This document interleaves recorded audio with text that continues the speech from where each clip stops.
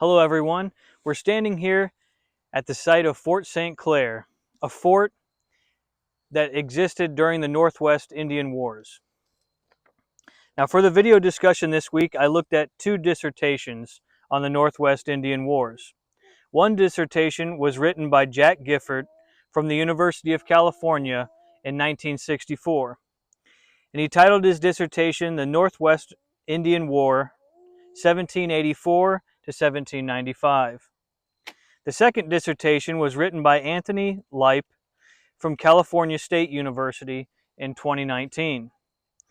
His dissertation was titled War and Legitimacy, the Securement of Sovereignty in the Northwest Indian War.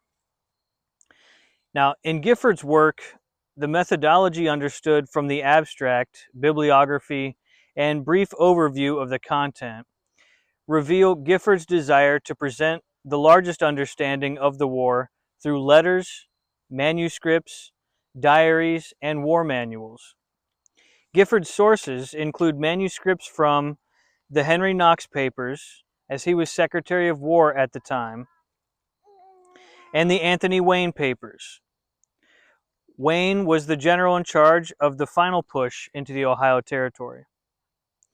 The Josiah Harmar papers are consulted, as Harmar was the principal general in charge of the effort in its early years, and the Arthur St. Clair papers are included to cover the events of his infamous defeat at the site of present-day Fort Recovery.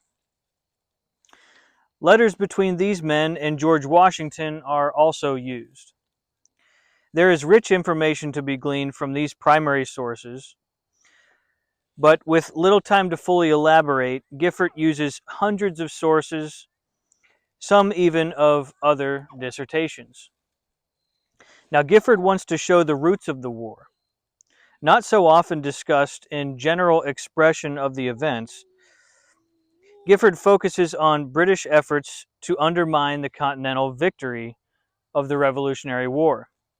The Northwest Indian Wars being a fallout and bubble over of the unsatisfied efforts of the Indian nations who aided Britain during the Revolution.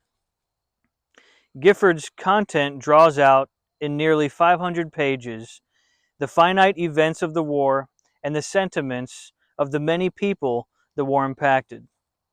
In conclusion, Gifford reminds the reader of the significance the war had in bringing the firm establishment of the new United States as a proper government, financially stable and equal with the nations of the world. Now, Anthony Lipe's work utilizes a vast number of primary sources, not using the same manuscripts that Gifford uses, but utilizing edited versions of the St. Clair papers and Wayne's journals, letters from Washington, and biographies of people who lived and worked in the Northwest Territory of Ohio. Now, the inclusion of secondary sources discusses the events of the war and specific battles throughout it. Lipe's thesis is to argue that the Northwest Indian War was a reflection of a wider crisis of American sovereignty and legitimacy, and that though the initial attempts to end the war exacerbated this crisis, the final victory through the use of a standing army resolved it.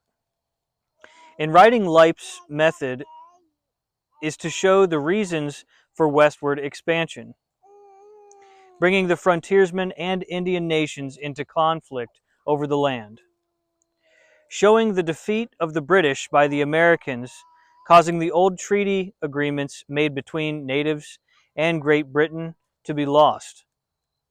Now, in conclusion, Lipe's dissertation claims the legitimacy of the new United States was made in the victory over the Indian Confederacy. The assertion of dominance on the new land acquired through the Revolutionary War victory had to be made in order to prove without a doubt the legitimacy of the new nation to Europe, the Native Americans, and the citizens of America. Now, in comparing Gifford and Lipe, Gifford wrote 5 times as much and used 100 more sources to convey his thesis. But they both arrived at similar conclusions. Gifford's source material was exemplary and dedicated written 60 years ago for a doctorate dissertation, while Lipe wrote for a master's dissertation just a few years ago. Thank you and have a good night.